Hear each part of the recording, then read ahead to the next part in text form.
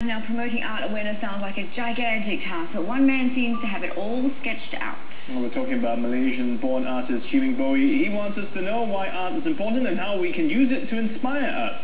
Well, Boey is also a former lead animator of the hugely popular video game Diablo. For now, though, it's game over for the US-based artist where animation is concerned.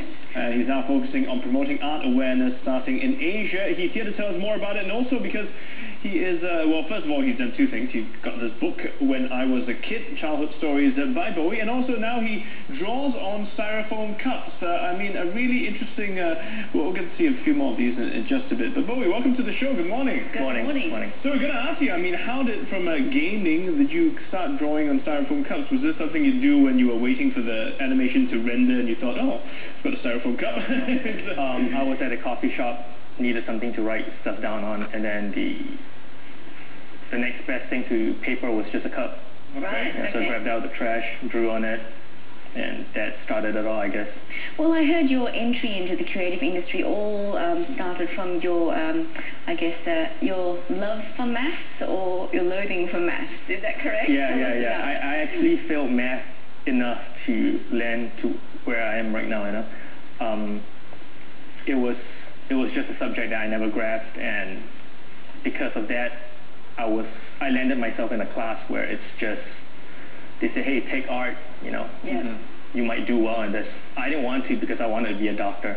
Oh, of course. But it turned out to be the best choice. Yeah. And then when you went on to do sort of animation, I mean, how did you get into that? It was the Asian economic crisis. And I think a lot of students were leaving the States at the time because they didn't have enough money to... So the States, in order to stop that from happening, you know, because a huge bunch of students were just leaving the country, they say, they're going to offer these students visas to work full-time. Right. Okay. So that was my second year in college, and I said, I'm going to give the gaming company a shot. And are you a gamer? Did you know about... Did you used to play computer games? Oh, yeah. I used to play Warcraft a lot. Okay. But I didn't know that Blizzard worked on it. Okay. You know. Well, that's a whole different story. But today we want to talk about your artwork and about how you've been inspired to promote art. I mean, all these cups, I mean, I got to say, they don't look like your ordinary styrofoam cup that you get at the shop, you know. These are very... roughly how long does it take you to draw on one of these cups to get it all designed like that? Anywhere from 2 weeks to 3 months, the longest that I've done. Okay, and each one is unique, correct? Yes. But I hear that there are some cups where you've got through 95% of it and then you will just do a wrong mark and you will throw it away. Is that correct? Well, I wouldn't throw it away. I would feel really terrible about it. Or give it to your relatives, maybe. No. It's like it's set at home as a reminder of how sometimes less is more, you know. Yeah. But with these, because you don't sketch, you can never quite tell until you put that stroke down. Oh, okay. So how does it work for you? I mean, how do you plan? Because we look at some of these images, they're all very elaborate. Do you have a picture in your mind before you start drawing? Do you sketch it out on paper first, or do you just go for it and start drawing and then kind of work it out as you go along? I would just go for it. Yeah? Yeah, a lot of the planning, most of the time when I'm drawing, I'm just looking at the cup, you know, it's just turning it around, trying to picture what it's going to look like in my head. But even if you try sketching on paper and then finally putting on the cup, it's just a different experience, you know. You don't have the guidelines, so it's new every time.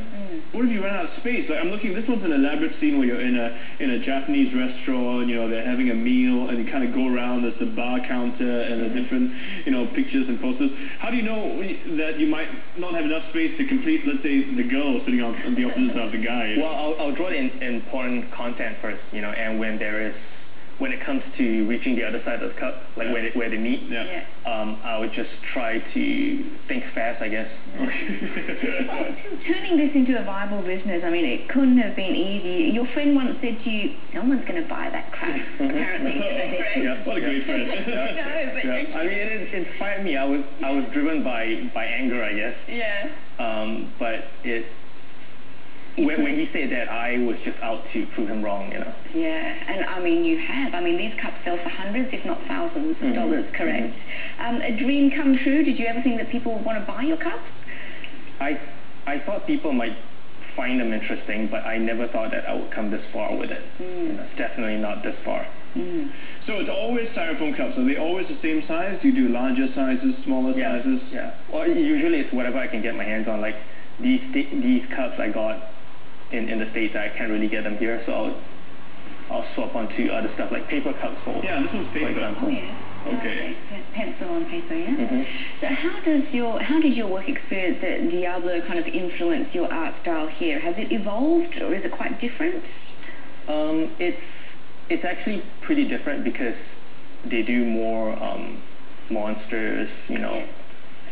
And I personally prefer more cutesy stuff. Yes. You know, so I think if anything, it provided me with a range. Yes. You know, like adapting to work and my own style. I mean, you can see from the book that it's definitely not Diablo-esque. Exactly. Here you have lots of cute little pictures and script to go with it. I must say I've had a read through and it's very entertaining. Tell us a bit more about this book. When I was a kid, Childhood Stories by Boey. Tell us what's in here. It's essentially about my childhood, growing up in Malaysia in 1985. Right. And it's the things I did, which at that time I thought my parents would never know. You know, it's basically a book of secrets, I guess. Oh. Really? Wow. I want to dig into that. So where's the part about the girl that you met? I mean, so these are different anecdotes. For example, let me just read out one. When I was nasal noodles. When I was a kid, I loved eating instant noodles. I still do now. When I was done sneezing, I felt that something wasn't quite right. There were noodles coming out of my nose. Yeah.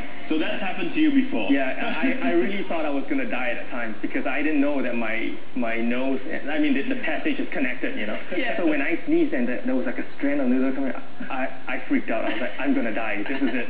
This is how death is like, you know.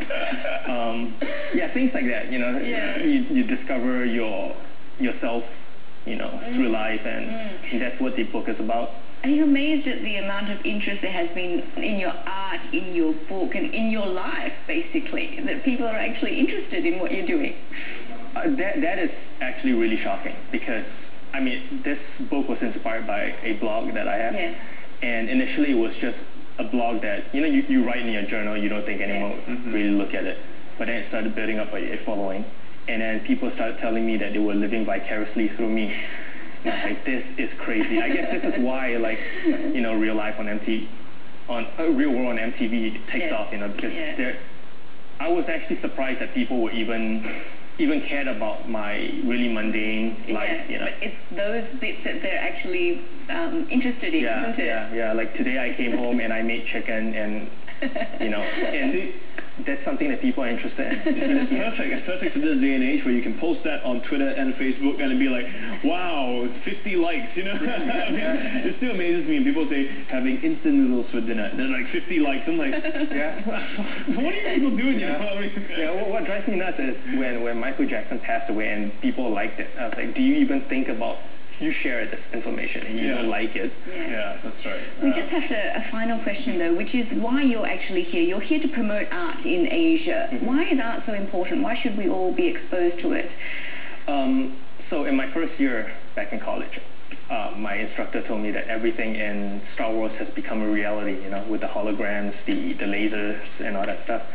And he said that the reason all these have become a possibility is because the movies have inspired people, you know, and people go back and they think, oh, wouldn't it be cool if we had this and we had that? So art, in a way, drives technology, and this is something that a lot of people fail to see. You know, in our education system, art is something that you take when you don't do well. You know, for my case, especially, you know. And across Asia as well. Yes. And people fail to see that when you have art, it inspires people and it makes people want to work towards it, you know. Yes. And excel in other areas as well. Yes. So in other words, art is important in itself. It shouldn't be seen as playing second fiddle to the rest of the other subjects that we learn in school. It's an inspiration in life in general, isn't it? That's true. Well, thanks a lot, Boey, for coming in and sharing with us all these can leave. I like this one because I think it'll fit my cup of coffee here soon. I like this book, it's very good. We've been speaking with artist Cheeming Boey there, sharing with us why he thinks it's important to appreciate art, and of course sharing some of his artworks with us as well. Find out more of his works on his blog. We've got the address on the screen right now. Meanwhile, we're heading for a quick break. World news is just ahead. Class Steve takes on Suzuki Singapore and lives to tell the tale. Find out how he fares later on.